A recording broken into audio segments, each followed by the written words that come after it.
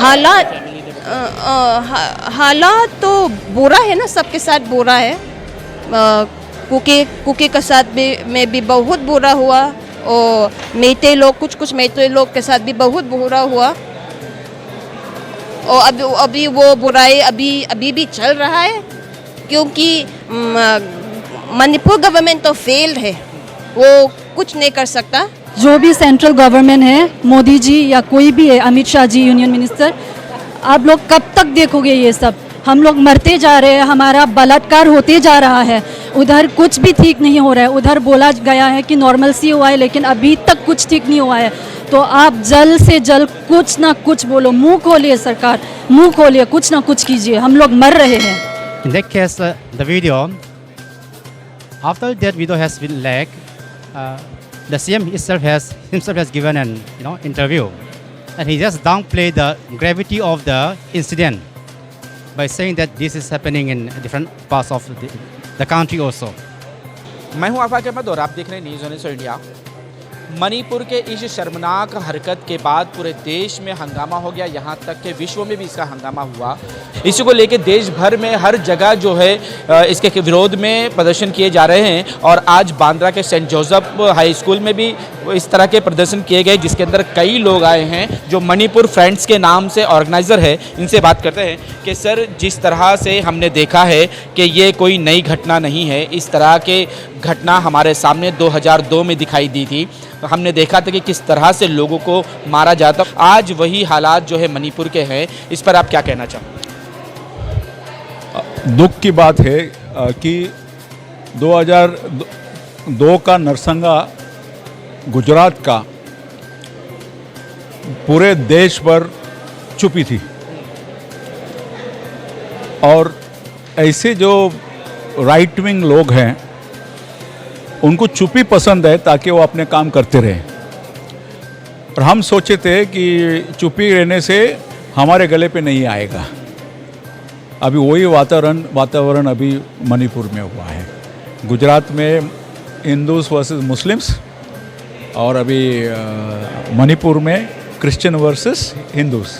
ये जो एक षड्यंत्र है, एक बोलते हैं ना स्ट्रैटेजिकली प्लान्ड जो षड्यंत्र है, एक कम्युनिटी को दूसरे कम्युनिटी से लड़ाना और उसमें अपना काम करके लेना, क्योंकि लोग कंफ्यूज हो जाते हैं कि कहाँ से और कौन से साइड से आएंगे, because violence is very painful. आपके कोई घर के लोग अगर वायलेंस में गुजर जाते हैं, और इसमें तो अभी खास करके ब्रूटल वायलेंस ऑफ रेप, तो एक महिला के ऊपर जब आप रेप करते हो तो पूरी फैमिली टसनस हो जाती है और पूरा फैमिली डिस्टर्ब होता है, और ये only monsters can do it. तो ये तो सरासर गलत हुआ ना। इस वीडियो के आने के ही वेट करना क्यों पड़ा उनको? इसके पहले मुंह खोलने क्यों नहीं आया उनको? लड़की के ये वीडियो सरासर स्ट्रीट पे नंगे घूमे हुए, वो वीडियो देख के ही तो उसको मजबूरी मुंह खोलना पड़ा। तो ये सब तो खाली एक ही वीडियो है, ये जैसा बहुत सारे वीडियो उधर है, क्योंकि इंटरनेट के वजह से अभी तक कुछ खुलासा नहीं हो पा रहा है। इंटरनेट बैन है उधर, 3 महीने होने को है, लेकिन इंटरनेट बैन है, इसीलिए अभी तक कुछ नहीं हो पा रहे। अगर इंटरनेट बैन नहीं हुआ होता तो जो स्टेट गवर्नमेंट है उनके खिलाफ क्या क्या वीडियो आता, इसीलिए उन्होंने इंटरनेट सब बैन किया हुआ है। जो साधारण लोग हैं जो बाहर निकले हैं रास्ते पर अपना मुद्दा बताने को सरकार को कि बीरेंद्र सिंह को जाना चाहिए, ये हद हो गई है। तो आप रिस्पॉन्सिव गवर्नमेंट है, डेमोक्रेटिक गवर्नमेंट है, तो सोचिए। कैसे सोचेंगे मैम? जिस तरह से 2002 में दंगे हुए थे गुजरात में, मोदी जी सीएम थे, उन्होंने अपना पद नहीं छोड़ा, उन्होंने अपनी कुर्सी नहीं छोड़ी, तो यहाँ पर कैसे इनके सीएम अपना पद छोड़ सकते हैं, कुर्सी छोड़ सकते हैं?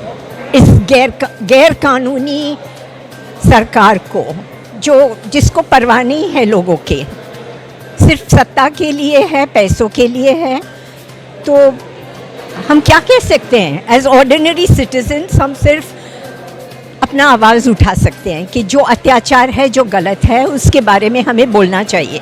आप सुनेंगे तो ठीक है, नहीं सुनेंगे तो आपको जवाब मिल जाएगा, आज नहीं तो कल।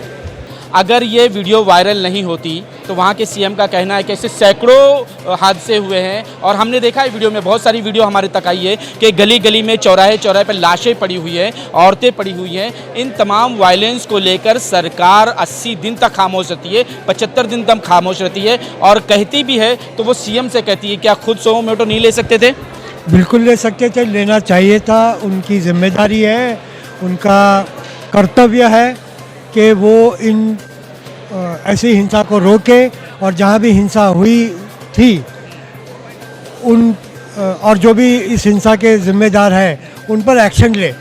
पर मेरा मानना ये है कि सरकार इस हिंसा के पीछे है, तो वो कैसे उसके खिलाफ एक्शन लेती है। सारे एविडेंस, सारे इन्फॉर्मेशन जो मणिपुर से आ रहे हैं ये बताते हैं कि इस स्केल पर सरकार के आशीर्वाद के बिना, सरकार के पैट्रोनेज के बिना इस स्केल का वायलेंस नहीं हो सकता था। वही चीज़ देखने को मिली है कि जब वो दो दरिंदे इस तरह की हरकतें कर रहे थे तो उनके चेहरे का हाव बहुत खुशी बता रहा था कि उनको किसी चीज़ का डर नहीं है, किसी चीज़ का गम नहीं है, क्योंकि उनके साथ गवर्नमेंट और खुद पुलिस प्रशासन उनके साथ था। देखिए, इन्होंने ये पहचान की जो राजनीति करते हुए इतना लोगों को भरमा दिया है कि उनको लगता है कि जो हमारा दुश्मन कम्युनिटी है वो कीड़े मकोड़े हैं और उनके साथ वैसा ही व्यवहार करना चाहिए। वो इंसान ही नहीं है, इसीलिए वो दरिंदगी जैसा व्यवहार करते हैं। और वो इसलिए करते हैं क्योंकि इनके दिमागों में डाल दिया गया है यंग बच्चों के बीच। और ये एक दो नहीं है, ऐसे हज़ारों है, पूरे भारत में है। Violence, what's happening in Manipur is violence, no? Violence. People are being killed, houses are being burned. As a human being, it should not matter. It should not matter which person's house, which person is dying. It should matter that people are dying, no? People are dying in Manipur. People are losing their house. People are losing out on their livelihood, no? Which they have managed to come up with after years of hard work, but all that have gone down in a matter of few days. So what is going on in Manipur is violence which is perpetuated by the apathy of the government, of the people in charge. So it's the government's apathy which is continuing right now in Manipur. वो लोग जो इस तरह के घटिया हरकतें कर रहे थे उनके चेहरे पे खुशी कितनी थी, कितना डर नहीं था लोगों का। वो पुलिस जो इन तमाम घटनाओं को रोकने वाली है वो रोक नहीं रही थी, बल्कि उनको और सपोर्ट कर रही थी। देखिए ना, जिसको पकड़ा गया था उनका फोटो तो एक दो बाहर आया था, उनको थाने पे बिठाया था। क्या पता अंदर क्या हुआ होगा, हम तो वहाँ है ही नहीं, उधर तो इंटरनेट है ही नहीं, तो हमें कैसे मालूम पड़ेगा। तो ये सब हमें मालूम होने के लिए उधर जो भी है वो लोग इंटरव्यू करें उन लोग के फांसी या क्या कैपिटल पनिशमेंट है वो सब दिखाइए, आप लोग कुछ करिए। वो लड़की कल मैं भी हो सकती हूँ या किसी और इंडियन सिटीजन भी हो सकते हैं, तो इसके बाद ये लाइटली नहीं लेना चाहिए, ये सरासर सीरियसली लेके ये सब सरकार को ये सब अंदर झांक के देखना पड़ेगा। क्या कहना चाहोगे कि इसके अंदर कारगिल के एक जवान थे, उनकी बीवी के साथ भी यही हाल किया, इस पर आप क्या कहोगे? ये बहुत अनफॉर्चुनेट है, ये सब उनको फेस करना पड़ा। हाँ, कोई नहीं बचा सकता, उनके परिवार वही उन्होंने भी ये बात बोला था, उनके जिस लड़की के साथ ये सब हुआ था, जिस औरत के साथ ये सब हुआ था, तो उनके पति ने भी ऐसा बोला था।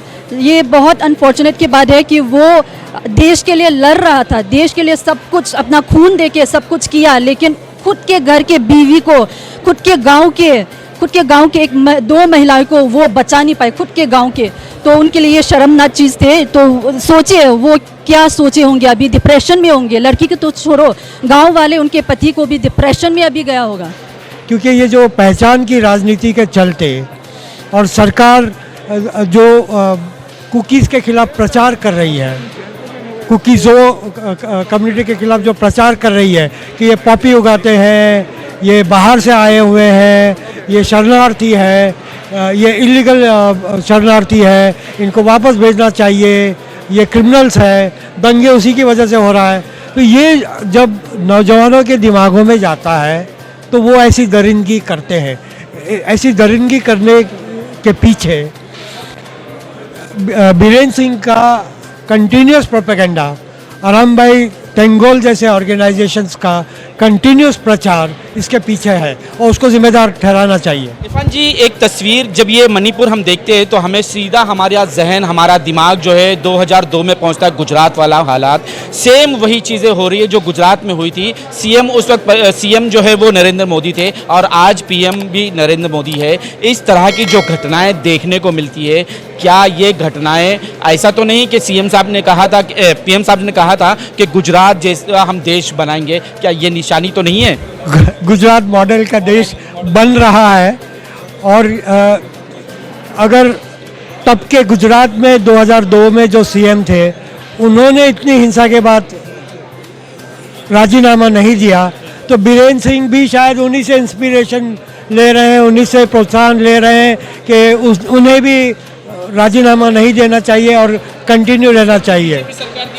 उस वक्त भी बीजेपी सरकार थी केंद्र और राज्य में, और आज भी केंद्र और राज्य में बीजेपी सरकार है। सब जगह पे यही हालत है, जबकि हमारे पास जो ये अभी रिसेंटली वीडियोस क्लिप जो प्रदर्शित हुई, इसके बावजूद हम लोग को मालूम पड़ा। उसके पहले क्या हो रहा है, इंटरनेट बैन वगैरह, हमको कुछ नॉलेज नहीं था। आज फेसबुक पे ये कल की बात है, ये जो आज फ्रेंड्स ऑफ मणिपुर का ये जो प्रोग्राम आज यहाँ पे मीटिंग की, वो एक शॉर्ट लिमिटेशन टाइम में हुआ है। अगर ये मैसेज अगर पूरा बॉम्बे में फैल जाता तो एक इंडिपेंडेंस जैसा हमने 1947 में की थी, उसी प्रकार की हमको एक युद्ध वापस लड़ाई करनी पड़ेगी। हमारे देश के हमारे खिलाफ हमें जाना पड़ेगा। यहाँ पे देखना है हमें कि ये सरकार जो मणिपुर में है वो इमीडिएटली बर्खास्त हो जाना चाहिए और यहाँ पे हमको एक सॉल्यूशन लाना चाहिए, एक रिजोल्यूशन लाना चाहिए, एक साथ एक पिटीशन दर्ज करना चाहिए, जाकि हर इंडियन आदमी अपना पिटीशन डाले कि ये सरकार बर्खास्त करे और इमीडिएट इस प्रकार की घटनाएं जो पूरे देश में हो रही है, जो हमें पता नहीं है, ये सिर्फ 2 क्लिप से पता चली है, तो इतना एजिटेशन से हम लोग उसको सामना करने के लिए रेडी है। बस मैं इतना ही कहूँगा, बहुत टाइम नहीं लूँगा अभी।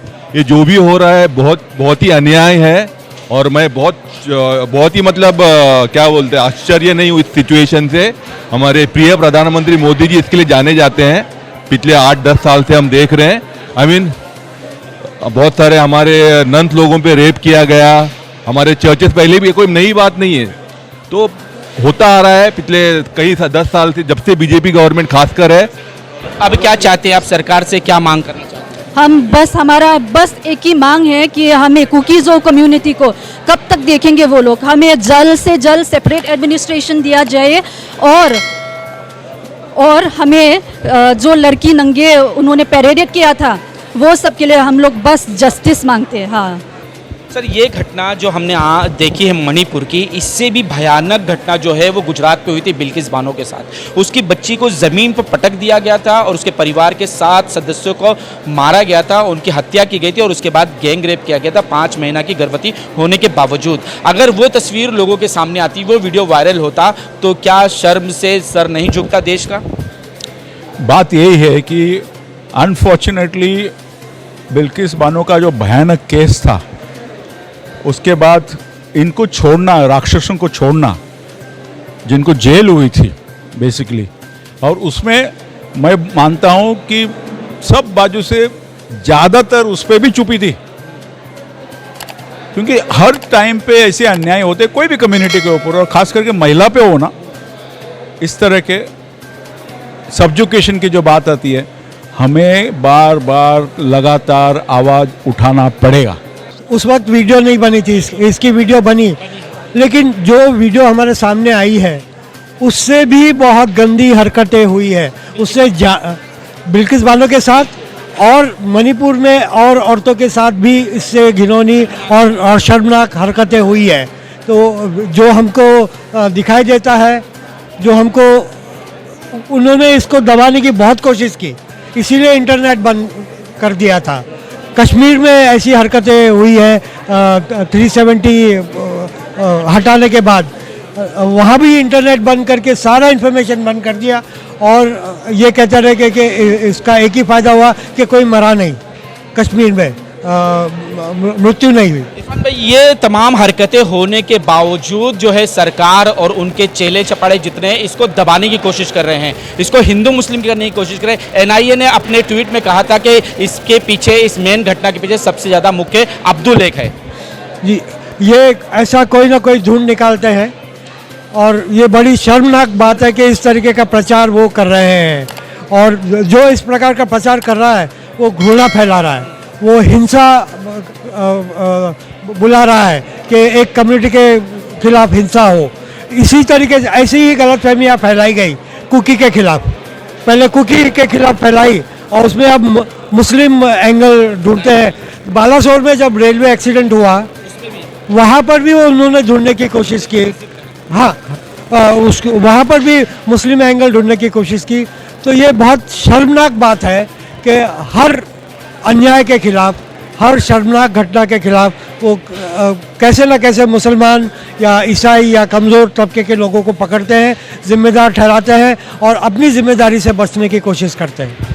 देश में ऐसी बहुत सारी घटनाएं होती रही, लेकिन ये जो घटना है ये शर्मसार करने वाली घटना है और ऐसी घटना सिर्फ देश में ही नहीं विदेशों में भी इसकी चर्चा हो रही है। और ऐसे शर्मनाक घटना पर सरकार क्यों कार्रवाई नहीं करती है, क्यों इस पर एक्शन नहीं ले रही, लोगों के मुंह को क्यों नहीं बंद करना चाहती है, क्यों सो मोटे लेकर खुद मणिपुर में जाकर इस तरह के वायलेंस को रोकने की कोशिश नहीं कर रही है। इन तमाम चीज़ों पर सवाल तो बहुत उठते हैं। लोग जो है आज भी पूरे देश में प्रोटेस्ट करते हुए नज़र आ रहे हैं, मणिपुर को इंसाफ दो ये नारे लगाए जा रहे हैं, लेकिन सरकार खामोश है। अब ये कार्रवाई जो है सीबीआई को दे दी गई है, देखते हैं कि इसका फैसला क्या आता है। जब तक के लिए आप देखते रहें न्यूज़ NSO इंडिया।